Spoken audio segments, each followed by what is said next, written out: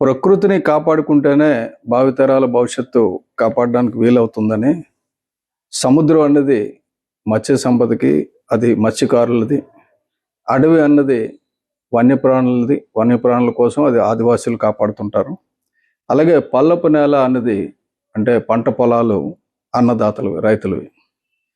వ్యాపారస్తులు దురాశతోటి వీటిని దోచుకోవాలని ట్రై చేస్తున్నారు. వీటిని దోచుకోవడం అంటే ఒక బంగారు బాతు గుడ్లు పెట్టే బాతుని కోసుకుని తినడం లాంటిది. అవి రక్షింపబడితేనే ఆ సంపద మనం అది ఏదైతే సంవత్సరం సంపద వస్తుందో అది తినొచ్చు. అడవుల నుంచి వచ్చిందో, సముద్రం నుంచి వచ్చిందో, లేకపోతే రైతుల నుంచి వచ్చిందో పంట తినొచ్చు. అంతేగాని మొత్తం నాశనం చేసేసుకుంటే మంచిది, ఏదో డేటా సెంటర్లో బోల్డ్ డబ్బులు వస్తాయి, బోల్డ్ అంత ఉద్యోగాలు వస్తాయి అనుకుంటే మొత్తానికి మోసం వస్తుంది. తీర ప్రాంత అభివృద్ధి పేరిట మత్స్యకారులను దూరం చేస్తున్నాం సముద్రానికి.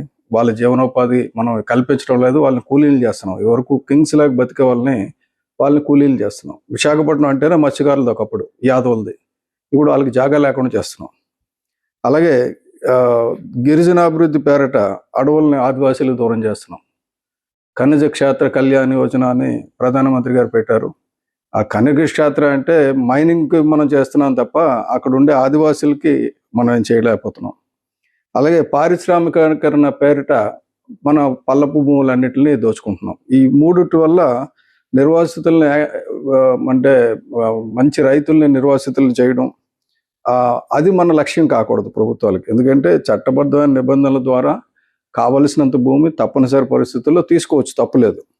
కానీ జస్ట్ వాళ్ళ దగ్గర నుంచి భూమి ఖాళీ చేసి వాళ్ళు బెగ్గర్స్ని చేయడమే మన ధ్యేయంలాగా వ్యాపారస్తుల చేతిలో ప్రభుత్వాలు వెళ్ళిపోయి ఎవడికి భూమి కావాలంటే వాడికి 100 ఎకరాలు. నిన్నే చూశాను నేను. అంటే ఇది మన భోగాపురం ఎయిర్పోర్ట్లో, ఈ భోగాపురం ఈస్ట్, భోగాపురం వెస్ట్ 845 ఎకరాలు ఇచ్చేస్తున్నాం రిలయన్స్ కానీ పేపర్లో వచ్చింది. అక్కడ రైతులందరూ కంగారు పడుతుంటే మీరేం కంగారు పడకండి అని చెప్పి అక్కడ మంత్రి, ఎమ్మెల్యేలు కూడా ఏం చెప్పారంటే మీరేం కంగారు పడకండి, అటువంటిది ఏం రాదు అని. తర్వాత జీవో వచ్చింది. ఏంటి సార్ రాదన్నారు, జీవో వచ్చింది అంటే కంగారు పడకండి, మీరేం కంగారు పడకండి. ఇప్పుడు కలెక్టర్ గారికి ఒక నోటీసు, విఎంఆర్డీఏకి ఒక నోటీస్ ఇచ్చారు కలెక్టర్ గారు, ఇక్కడెక్కడ ల్యాండ్ రిజిస్ట్రేషన్ చేయొద్దు అని. అంటే అర్థం ఏంటి? అసలు ఎవరు భూమి ఖాళీ చేస్తున్నాం వాళ్ళకి చెప్పడంలా, వాళ్ళు ఏం భయపడొద్దని చెప్తున్నాం. వ్యాపారస్తులకి మాత్రం ఫుల్ సెక్యూరిటీ ఇచ్చేస్తున్నాం. వాళ్ళకి తద్దనం పెట్టేస్తున్నాం, వాళ్ళకి తలకూరు పెట్టేస్తున్నాం, వాళ్ళు చావకుండా బతుకుంటుండగానే. అది మంచిది కాదు. ఇప్పుడు యువతరానికి మేల్కొల్పు ఏంటంటే బేసిక్గా ఎవరో వస్తారు చూసుకుంటారు, మన అమెరికాలో ఉన్నాం, అమ్మా నాన్న ఎక్కడ ఉన్నారు చూసుకుంటారు కాదండి. ఇది యువతరమే పట్టుకుంటే తప్ప ఆగే పరిస్థితి లేదు. యువత తలంచుకోకపోతే ఇది వ్యాపారస్తుల చేతిలోకి వెళ్ళిపోయింది. రాజకీయం అంతా కూడా పబ్బులు, క్లబ్లు నడిపే వాళ్ళ చేతిలోకి వెళ్ళిపోయింది. విద్యా వ్యాపారం చేసి ఇప్పుడు గీతం లాంటి యూనివర్సిటీ ఉంటుంది, చిన్న కార్ షెడ్లో పెట్టుకునేది ఇంత పెద్ద యూనివర్సిటీ ఎలాగైంది? నిజంగా చట్టబద్ధంగా అయిందా? చట్టబద్ధంగా అవడానికి అవకాశం లేదు. ఎందుకంటే నాన్ ప్రాఫిట్ ఆర్గనైజేషన్ ఎడ్యుకేషన్ అనేది వ్యాపారం కాకూడదు. కానీ మన దేశంలో ఏమవుతుందో, ఎడ్యుకేషన్ ఏమవుతుందో అందరికీ తెలిసిందే. కబ్జాలు చేస్తున్నారు భూములు. అది పక్కన పెట్టండి.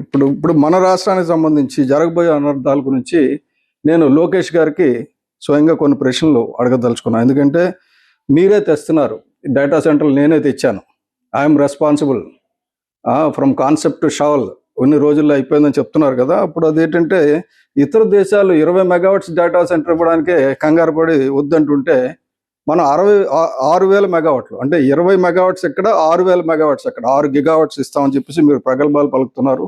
అది ఎంతవరకు సాధ్యమో ఆలోచించండి. అది పర్యావరణాన్ని విధ్వంసం చేయకుండా ఇవ్వడం సాధ్యమా కాదా? సాధ్యమైతే ఎలా, అది కూడా చెప్పండి. ప్రపంచ దేశాలు నేర్చుకుంటాయి మీ దగ్గర నుంచి.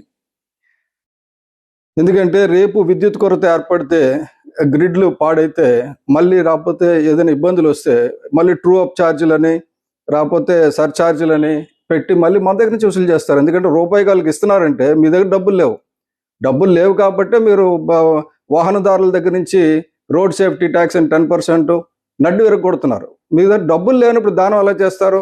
అంటే మళ్ళీ ఆ డబ్బులు మా దగ్గర నుంచి వసూలు చేస్తారు. ఎవరైతే విద్యుత్ ఉందో వాళ్ళ దగ్గర నుంచి వసూలు చేస్తారు. అలాంటి చెయ్యమని చెప్పేసి మీరు ఇవ్వండి. కానీ మీరు రేపు పొద్దున్న దిగిపోతే 3 సంవత్సరాల తర్వాత వచ్చినోడు గత ప్రభుత్వం నాశనం చేసిందని ఇప్పుడు మీరు చెప్పినట్టే చెప్తే, కాబట్టి వచ్చే ప్రభుత్వాలు కూడా ప్రజల దగ్గర నుంచి ఈ విషయంలో డబ్బులు చేయవు, ఈ డబ్బులు ఇక్కడ పలానా దగ్గర నుంచి తీసుకొచ్చి మేము పెడుతున్నాం అని పెట్టండి.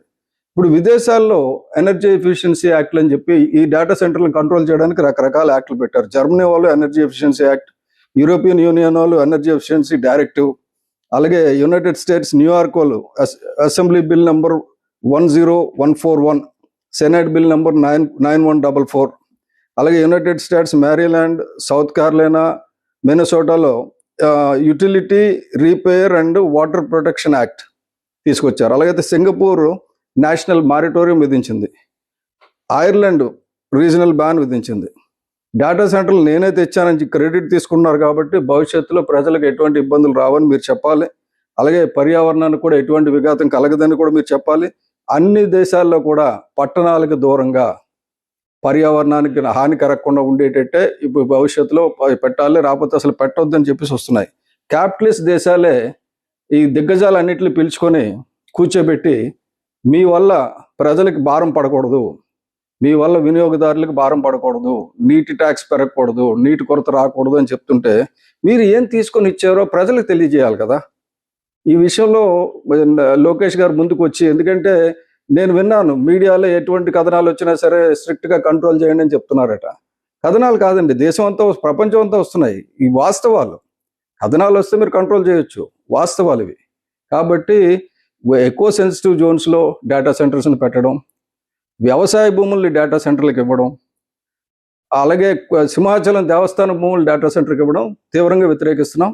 అది కాకుండా ప్రజలకు ఇబ్బంది లేకుండా దూరంగా డేటా సెంటర్లు ఇచ్చుకొని ఆ చుట్టుపక్కల ఉన్న పర్యావరణానికి ఏం ఇబ్బంది లేకుండా చూసుకునేటట్టయితే పర్వాలేదు. అంతేగాని హడావిడిగా వచ్చి ఇచ్చేసి మిగతా దేశాలు డేటా సెంటర్లకి అడిషనల్ టారిఫ్లు విధిస్తుంటే మీరేమో కన్సెషన్స్ ఇస్తున్నారు.